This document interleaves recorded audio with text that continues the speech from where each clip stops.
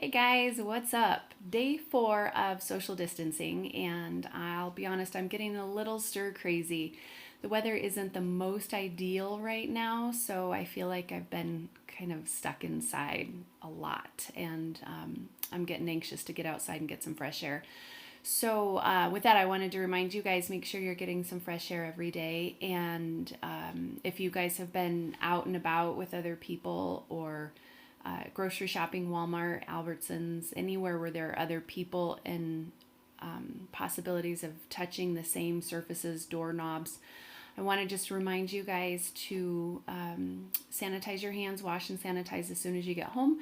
And then also wipe down, it'd be a good idea to wipe down your doorknobs. I know that's kind of weird, but the faucet of your sink and the knob on your toilet where you flush, the little handle. Any surface basically that you touch often. Just today, I wiped down all of our light switches, all of our doorknobs, the refrigerator handle, the coffee pot handle, microwave handle, basically anything where I feel like our hands are coming in contact every single day. So do that, help keep your family safe, get some fresh air, and I will go ahead and get started on chapter 4 of Chasing Vermeer.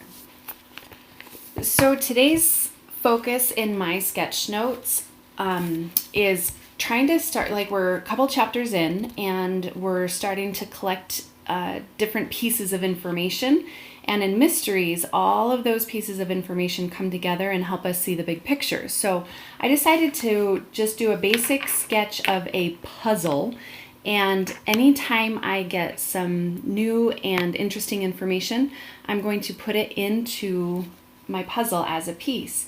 And hopefully we'll be able to see how all of the parts come together. Okay, so I started with the 3 letters because in the very beginning of the book, 3 letters were distributed, and that's where the mystery starts. And hopefully by the end of the book, we'll be able to fill in the puzzle pieces around the 3 letters because we'll know who received all 3 letters. Then I created a puzzle piece for Calder, and I'm trying to figure out what it is that he wants and what he's trying to accomplish throughout the mystery. And when there's some more revealing details, I can create puzzle pieces that connect to Calder, and that will help bring that picture together. And I'll do the same for Petra and Ms. Hussey. Now, if you guys want to do the same type of sketch notes, take a minute, go get a blank piece of paper and your sketchnoting materials. And I am going to start chapter 4, Picasso's Lie. Ms. Hussey had an extra gleam the next morning. She agreed that the trip to the museum hadn't exactly worked. They'd found 3 religious scrolls and the letter with the red seal, but that was it. Miss Hussey said she'd enjoyed the search. She didn't seem upset at all. You know, one of my favorite painters was interested in letters and made them important in a bunch of his paintings. Maybe that's why I thought we'd see more of them. Funny how you can project things. She changed the subject, her voice suddenly businesslike. So what now? Have we reached any conclusions about communication? Petra raised her hand. Maybe that it's hard to study. How about we work on something else to do with art? She liked exploring the Art Institute. She was sure they could come up with another worthwhile subject to investigate. Denise said, I thought some of the art was pretty gross. I mean, a lot of it was gory and violent or plain old boring. Just people dressed up. I mean, you couldn't make me live with some of those pictures. There was a murmur of agreement. Denise sniffed happily. I doubt you'll need to, Denise, Miss Hussey said evenly, crossing her arms. Then she stood still and looked at the ceiling. When she didn't move, the room grew quiet. You know, Miss Hussey said finally, Picasso said that art is a lie, but a lie that tells the truth. She was pacing now. Lies and art, it's an ancient problem, so if we work with art, she said slowly, we'll have to figure out something else first. What makes an object a piece of art? Denise rolled her eyes, but stayed quiet. Here's what I want you to do. Start by choosing one item at home that feels like a work of art to you. It can be anything. Don't ask anyone for advice. This has to be your own thinking. Describe this object for us without saying what it is, and this time I won't let you off the hook. she grinned. "We'll read some of your ideas aloud." Calder wondered what Picasso had meant. Was it that art wasn't exactly the real world, but it said something real? He began thinking up other combinations of art, a lie, and the truth that made sense. It worked almost like the logical arrangements of 5 squares that made up each piece of his set of pentominoes. How about art is the truth that tells a lie? Maybe all of life was about rearranging a few simple ideas. Calder, smiling at the chalkboard, now squirmed in his chair with excitement at the thought. If he could just get to those simple ideas with a little practice, he'd be a cross between Einstein and the mathematician Ramanujan, or maybe Ben Franklin. Calder? He was twisted sideways in his chair, his arm resting on his head. His pentominoes had somehow gotten onto his desk. He scooped them hurriedly into his pocket, but one fell on the floor. "Calder, did you want to say something? It looked like your hand was up," Miss Hussey said. "I was just thinking, about what Picasso said, but I'm still thinking," he finished. There was a ripple of unfriendly laughter from the class around him, and Calder could feel the back of his neck getting hot. If only Tommy had been there, he would have elbowed Calder earlier and gotten him back on target. The bell rang. Denise stepped on Calder's pentomino piece just as he reached down to get it. Her knee hit him on the ear. "Oops, sorry, I stepped on your toy." She laughed and gave the plastic piece under her foot an extra scuff. It shot under Miss Hussey's desk. "Sorry your feet are so big," Calder heard Petra muttering behind him. Not sure he'd heard right, he turned to look for Petra, but she was gone. Calder groped around for his pentomino as his teacher erased the board. He wanted to tell Miss Hussey that he'd been thinking about important stuff, but he didn't know how to say it. Miss Hussey turned toward him and smiled. "I know, Calder. I get caught up in my own ideas too. Maybe one day I'll try having us all write down daydreams for a week and see what we come up with.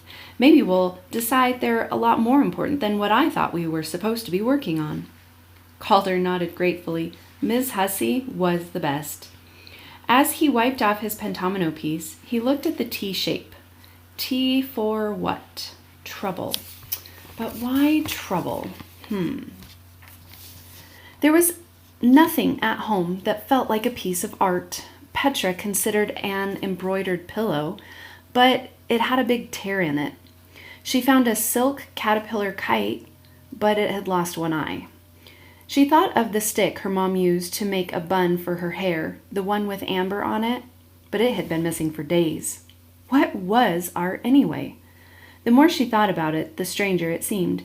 What made an invented object so special? Why were some man-made things pleasing and others not? Why wasn't a regular mixing bowl or a spoon or a light bulb a piece of art? What made certain objects land in museums and others in the trash? She guessed that most people who went to museums didn't ask that question. They just believed that they were looking at something valuable or beautiful or interesting. They didn't do any hard thinking about it. She wasn't going to be that kind of a person, ever. She thought about the pictures at the Art Institute that made her feel as if she could leave everything predictable behind. She always felt that way when she stood in front of Kaibat's rainy day painting. The wet cobblestones underfoot, the people going places in their long skirts and top hats, the inviting turn of the street. This was art that was an adventure. It let her into another world. It made familiar stuff seem mysterious.